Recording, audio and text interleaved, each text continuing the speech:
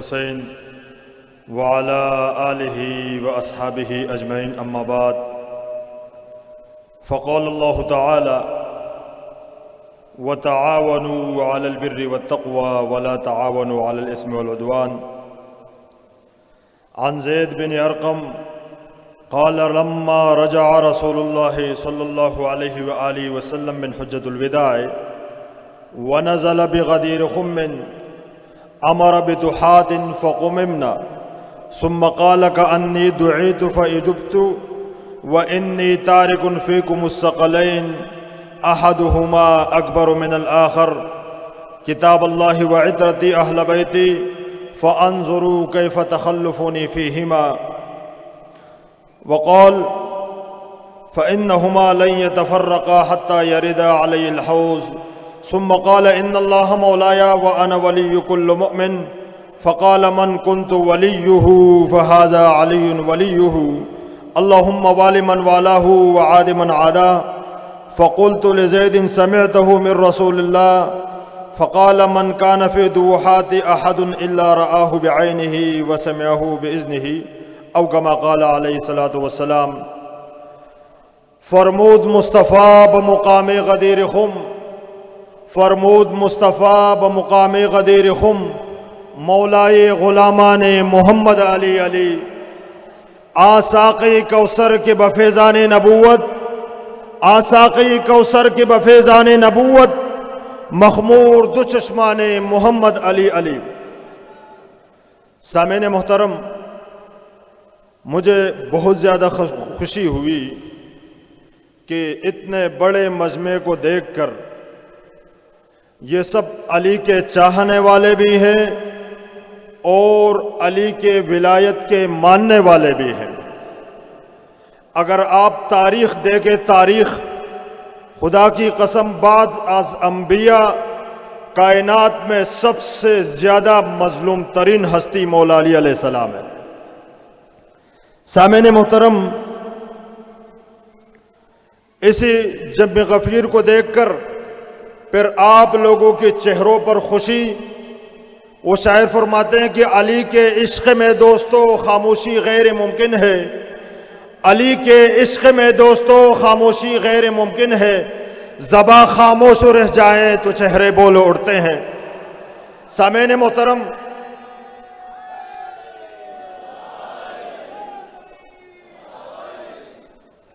سامعین محترم،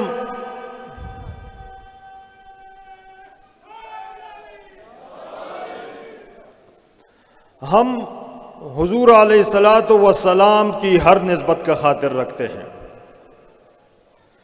ہم حضور علیہ الصلاۃ والسلام کی ہر نسبت کو سر و آنکھوں پر سجانے والے ہیں، چاہے وہ نسبت صحابہ کرام کی ہو، چاہے وہ نسبت ازواج مطہرات کی ہو، چاہے وہ سب سے بلند و بالا نسبت حضرات اہل بیت علیہ السلام کی ہو۔ سامعین محترم، 18 ذی الحجہ غدیر کا وہ اعلیٰ ترین دن ہے جہاں 1.25 لاکھ صحابہ کرام کے سامنے اتنا عظیم واقعہ پیش آیا اور حضور علیہ الصلاۃ والسلام نے بے شمار ہزاروں صحابہ کرام کے سامنے ایک عظیم خطبہ بیان فرمایا۔ سامعین محترم، یہاں اس دور کے اندر میں نے مولا علی علیہ السلام کی مظلومیت کی بات کی ہے، حالانکہ علی سے محبت کرنے والے ہر اس شخصیت کا ہونا، ہر اس شخص پر علی کی محبت واجب ہے جو رسول کا کلمہ پڑھنے والا ہو۔ سامعین محترم، اسی پاکستان کے اندر ذرا سنیں اسی ہمارے ملک پاکستان کے اندر آپ نے کل 18 ذی الحجہ کو حضرت عثمان غنی رضی اللہ تعالی عنہ کی شہادت کی ریلیاں دیکھی، سب نے دیکھی۔ میں نے پہلے ایک پروگرام میں کہا تھا کہ حضرت عثمان غنی کی شہادت 12 ذی الحجہ کو ہے، 18 ذی الحجہ غدیر کا عظیم واقعہ چھپانے کے لیے بغض اہل بیت میں یہ منایا جاتا ہے۔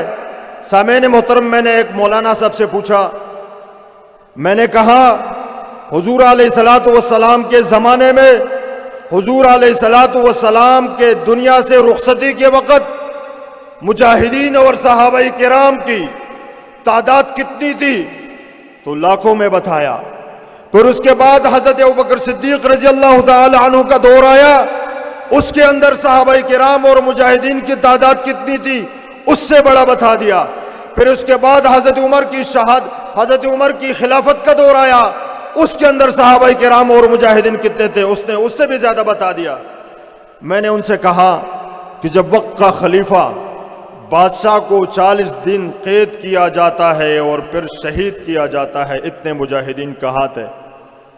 وہ کہنے لگے وہ صحابہ کرام تھے، وہ حج کے لیے گئے تھے۔ تو میں نے بولا اللہ کے بندے، پھر حضرت عثمان غنی کی شہادت 12 ذی الحجہ ایام تشریق ہوئی تو ہوئی تھی۔ سامعین محترم، امام شافعی رحمۃ اللہ علیہ فرماتے ہیں کہ اذا ذکروا علی او بنیہ فاجرى بعضهم ذکر سواهم فائقا انہ ابن سلقلقیہ۔ امام شافعی فرماتے ہیں کہ جب اہل بیت کا تذکرہ کیا جاتا ہے تو بعض لوگ غیر کا ذکر چھیڑ دیتے ہیں۔ میں نے غدیر کے موقع پر حضرت عثمان غنی کی شہادت کا تذکرہ صرف اسی لیے کیا، ایک بہت بڑے الجھن کو دور کرنے کے لیے، ایک بہت بڑے الزام کو دور کرنے کے لیے۔ وہ بڑا الجھن اور الزام یہ ہے کہ ہم محبان اہل بیت پر یہ الزام لگایا جاتا ہے کہ 18 ذی الحجہ کو یہ لوگ حضرت عثمان غنی کی شہادت پر خوشی مناتے ہیں۔ ہم محبان اہل بیت کے ساتھ اتنا بھی وقت نہیں ہے کہ ہم کسی خلیفہ یا صحابی کی شہادت پر خوشی منائیں۔ ہم نے تو آج تک مولا علی علیہ السلام کو گالیاں دینے والوں کی موت پر بھی خوشی نہیں منائی، ہم صحابہ کرام کی شہادت پر کہاں خوشی مناتے ہیں؟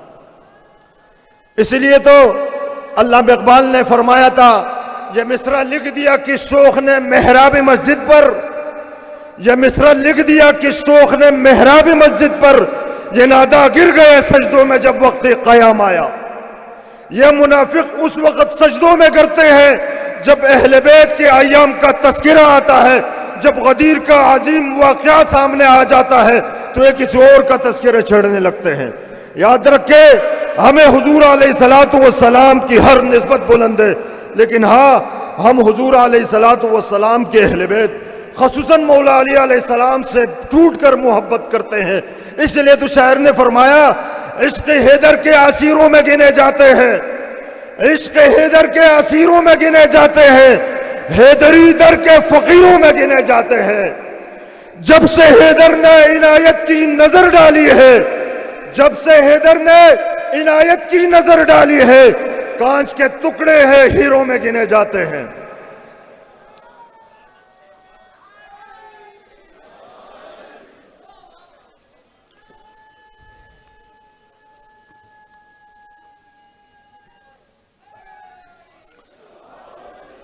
سامعین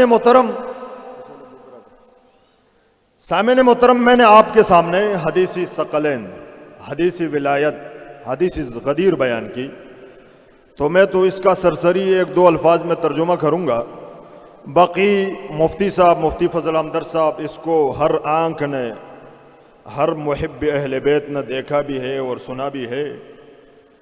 انشاءاللہ اسی کے اوپر تفصیلی گفتگو مفتی صاحب فرمائیں گے، اور میں سمجھتا ہوں کہ اس دور کے اندر ہمارے اہل سنت میں، اس دور کے اندر ہمارے اہل سنت کے اندر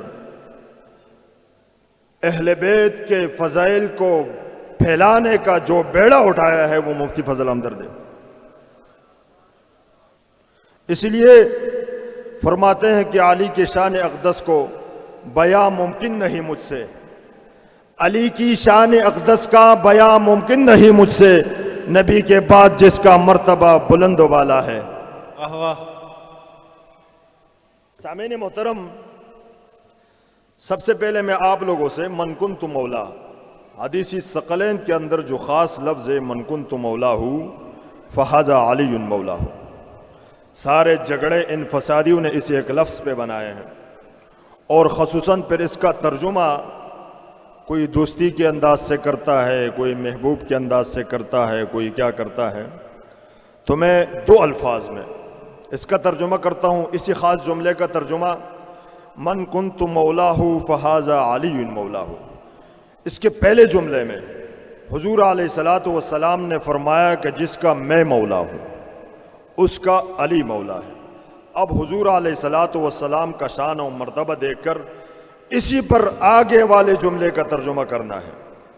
یاد رکھو، جو کچھ فہم لوگ، مفتی صاحب، جو کچھ فہم لوگ سنو، ہم تو مولا کا معنی آقا اور سردار کا کرتے ہیں، اس لیے کہ من کنت مولا میں جو من کنت مولا والا پہلا مولا ہے وہ حضور علیہ الصلوۃ والسلام نے اپنے آپ سے کہا ہے، اور حضور علیہ الصلوۃ والسلام تمام کائنات کے تمام انبیاء کا بھی سردار ہے، تمام اشرف المخلوقات کا بھی سردار ہے۔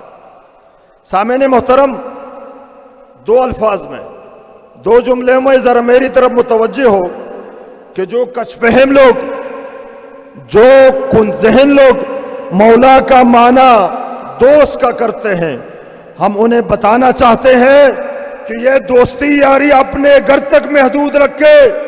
محمد و علی محمد کے ساتھ نہ پہلے بھی تکلف تھا اور نہ آج ہونے دیں گے انشاءاللہ۔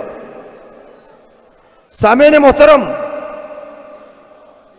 جو لوگ، جو کچھ فہم لوگ، جو گندے ذہن کے لوگ مولا کائنات سے دوستی نبھانے کی، دوستی اور یاری لگانے کی کوشش کرتے ہیں، ہم ایسے لوگوں کو مولا علی کے غلاموں میں بیٹھنے کی بھی قابل نہیں سمجھتے۔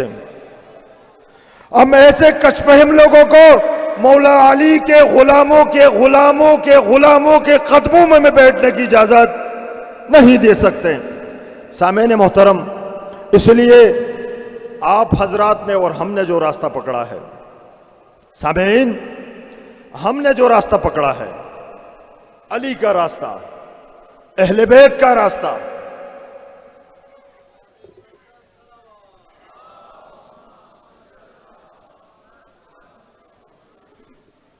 برائے تعجیل ظہور حجت خدا بلندر سلامات۔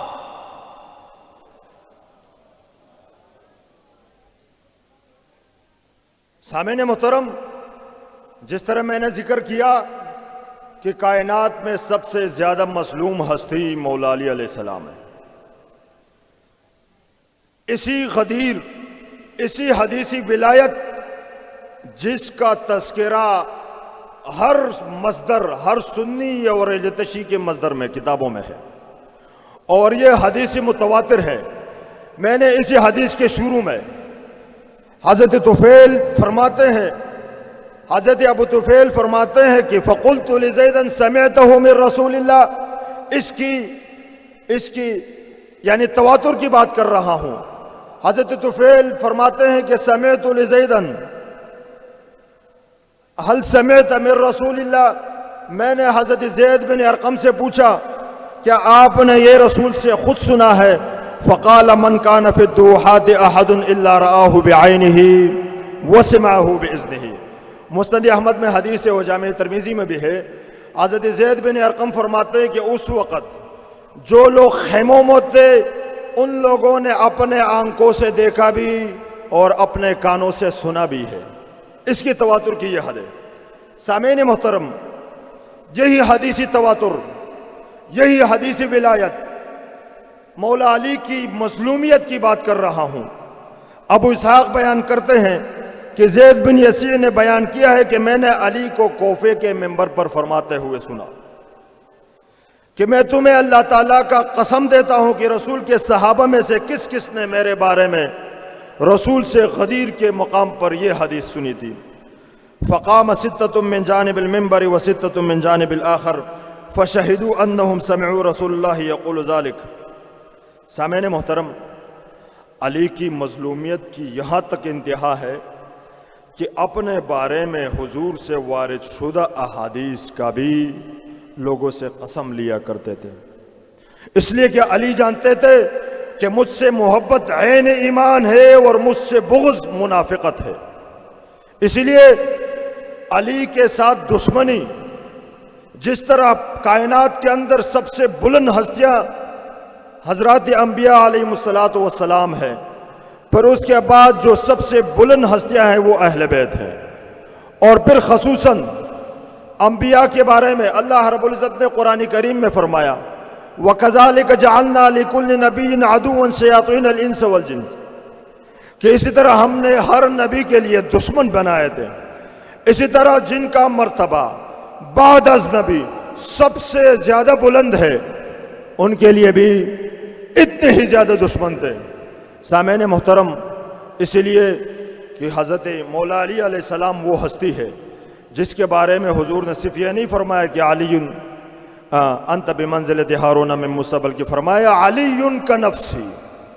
جس ہستی کو اپنے نفس قرار دیا تھا تو آپ ذرا سوچئے ان کے دشمن کتنے ہوں گے، ان سے بغض حسد رکھنے والے کتنے ہوں گے۔ اور پھر میں ہمارے اہل سنت کے اندر ان لوگوں سے، ان ناصبوں سے، ان تکفیریوں سے کہنا چاہتا ہوں کہ خدا کے واسطے الفاظ کے تغیر، الفاظ کے تبدیلی میں آپ اپنا ایمان تو ضائع کر سکتے ہیں، لیکن لوگوں سے لوگوں کی دلوں میں آپ کی نفرت بڑھتی جا رہی ہے۔ اس لیے تو علامہ اقبال نے ایسے لوگوں کے بارے میں جہاں اہل بیت کا تذکرہ آ جاتا ہے انہی ایام میں یا تو غیر کا تذکرہ کیا جاتا ہے یا ان کے الفاظ مولا کے معنی میں لگڑے اور جگڑے بنائے جاتے ہیں۔ اس لیے علامہ اقبال نے فرمایا تھا زمن برصوفی و ملا سلام، زمن برصوفی و ملا سلام، کہ پیغام خدا گفتند مارا ولے تعویل شاہ در حیرت انداخ مصطفیٰ و جبرائیل و خدارا۔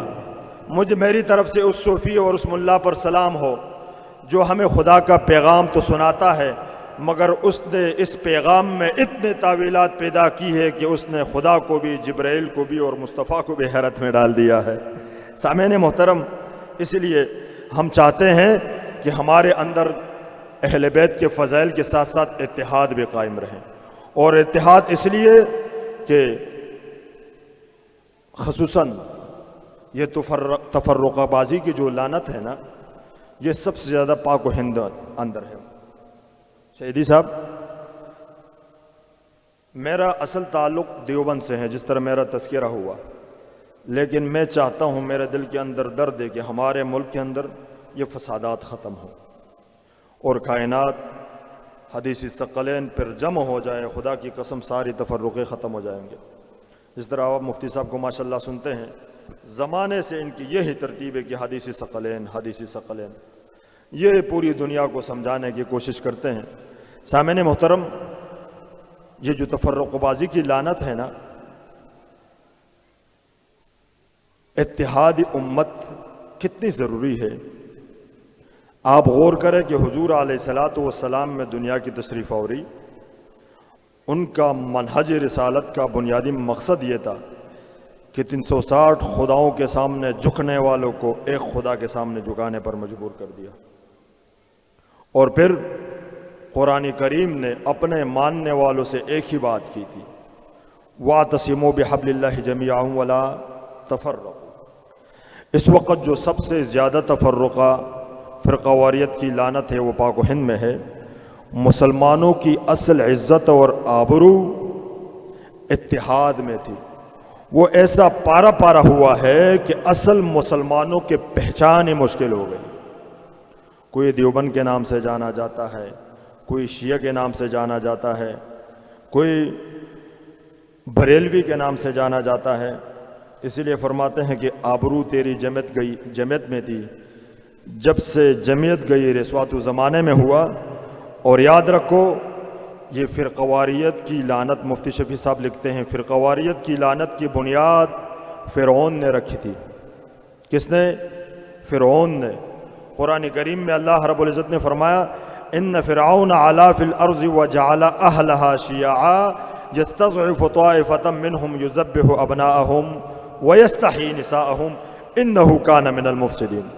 فرمایا اللہ رب العزت نے کہ بے شک فرعون نے لوگوں کو فرقوں میں ڈال دیا تھا۔ ان کا بنیادی مقصد کیا تھا؟ اپنی جھوٹی خدائی کو بچانے کے لیے لوگوں کو آپس میں لڑوایا، یہاں تک کہ وہ ایک دوسرے کے خون کے پیاسے ہو گئے، یہاں تک کہ ایک دوسرے کے اولادوں کو ذبح کرنے پر تلے اور یہاں تک کہ 70,000 کے قریب بچوں کو ذبح کیا گیا۔ سامعین محترم، آج جو مولوی یا کوئی ذاکر ہو، جو بھی ہو، جو تفرقہ پھیلاتے ہیں، اس نے تو اپنی جھوٹی خدائی کو بچانے کے لیے، ہم تو یا اپنے مسجد کو بچانے کے لیے یا پیٹ کی خاطر یہ تفرقہ پھیلاتے ہیں۔ سامعین محترم، انشاءاللہ مفتی صاحب کو بھی آپ جانتے ہیں کہ ہمیشہ اتحاد بین المسلمین کی بات کرتے ہیں، اور ہمارے امین شہید صاحب تو ایسے لگتے ہیں، صرف پگڑی سے پتہ چلتا کہ یہ تشیع ہے، ورنہ اگر آپ ان کے پاس بیٹھے اٹھے پتہ بھی نہیں چلتا، یہ مجھ سے بڑھ کر دیوبندی لگتے ہیں، ایسے اعتدال والا راستہ اپناتے ہیں۔ اس لیے سامعین، جو شخص اس دور کے اندر امت کو جوڑنے کی کوشش کرتے ہیں، ان پر حملے بھی ہوتے ہیں، انہیں ڈرایا بھی جاتا ہے، اور قسم قسم کے کچے فتوے لگا کر لوگوں کو ان سے بدظن کیا جاتا ہے، اور خاص کر اہل بیت اور ذکر اہل بیت اور محبت اہل بیت پر بھی وہی اپنے آباء و اجداد کی یاد دلائی جاتی ہے، یاد تازہ کی جاتی ہے کہ ذکر اہل بیت پر اور محبان اہل بیت پر کتنے ظلم ہوئے تھے۔ اور یاد رکھو، آپ لوگوں کا جو راستہ ہے، ہمارا جو راستہ ہے محبت اہل بیت۔ عن ابی لیلہ، ایک صحابی ہے، وہ فرماتے ہیں کہ حضور علیہ الصلوۃ والسلام نے فرمایا ستکون بعدی فتنۃ فاذا کان ذلک فالزم علی ابن ابی طالب۔ حضور نے فرمایا کہ میرے بعد فتنہ پیدا ہوگا، جب یہ فتنہ پیدا ہو جائے فالزم علی ابن ابی طالب، تو اس وقت آپ سب نے، صحابہ کرام کو بھی یہی حکم تھا کہ آپ علی ابن ابی طالب کے دامن پکڑ لیں۔ اور پھر سامعین محترم، جو لوگ مولا کا معنی دوست کا کرتے ہیں، وہ یہی باتیں کرتے ہیں کہ اس وقت کچھ لوگوں نے مولا علی سے بغض رکھا تھا، حالانکہ مولا علی سے اس وقت جس نے بغض رکھا یا پہلے بغض رکھا، سب کے سب منافق تھے۔ اس لیے حضرت جابر بن عبداللہ فرماتے ہیں کہ دخل علینا رسول اللہ صلی اللہ علیہ وآلہ وسلم ونحن فی المسجد وہو اخذ بید علی۔ جابر بن عبداللہ فرماتے ہیں کہ ہم مسجد میں بیٹھے ہوئے تھے کہ حضور علیہ الصلوۃ والسلام تشریف لائے، اور اس نے علی کے ہاتھ کو پکڑ رکھا تھا۔ فقال الستم زعمتم انکم تحبونی، حضور علیہ الصلوۃ والسلام نے فرمایا کیا تم لوگ مجھ سے محبت کے دعوے دار نہیں ہو؟ قالوا بلا یا رسول اللہ، سب نے کہا ہم آپ سے محبت کرتے ہیں۔ تو حضور نے فرمایا فقال کذب من زعم انہ یحبنی ویبغض ھذا، وہ شخص جھوٹا اور دھوکے باز ہے جو مجھ سے محبت کا دعویٰ کرتے اور اس علی سے بغض رکھتے ہیں۔ تو لہذا ہم اتحاد امت کا بھی بات کریں گے، اتحاد امت کا بھی دم بھریں گے، اور اہل بیت رسول سے بھی محبت کریں گے، اور ان کا تذکرہ ہر چوک اور چوراہے پر کریں گے۔ اسی لیے فرماتے ہیں شاعر، حرمت عشق تجھے داغ لگانے کا نہیں، حرمت عشق تجھے داغ لگانے کا نہیں، بات بنتی نہ بنے بات سے جانے کا نہیں، وحشتی ہوں سو گریبان کو آ سکتا ہوں۔ مفتی صاحب ڈرایا جاتا ہے، وحشتی ہوں سو گریبان کو آ سکتا ہوں، مجھ سے ڈرنے کا مگر مجھ کو ڈرانے کا نہیں۔ درس یہ خاص ہمیں آل پیمبر نے دیا، درس یہ خاص ہمیں آل پیمبر نے دیا، سر کٹانے کا مگر سر کو جھکانے کا نہیں۔ ہم محمد و علی والے ہیں یونس تحسین، ہم محمد و علی والے ہیں یونس تحسین، ہم کو ملا کے مسالک میں پھنسانے کا نہیں۔ وما علینا الا البلاغ المبین۔ جزاکم اللہ خیرا واحسن الجزاء۔ باتیں تو بہت سارے کرنی تھی، ایک تو تھکاوٹ کی وجہ سے، دوسرے جو ہمارے خصوصی جن نے اس دور کے اندر اہل بیت کے تذکرے کا بھیڑا اٹھایا ہے، مل کر انشاءاللہ توجہ کے ان کے ساتھ سنیں گے۔ اللہ رب العزت مجھے اور آپ کو بھی عمل کی توفیق عطا فرمائے۔ ماشاءاللہ، مرحبا، نعرہ حیدری۔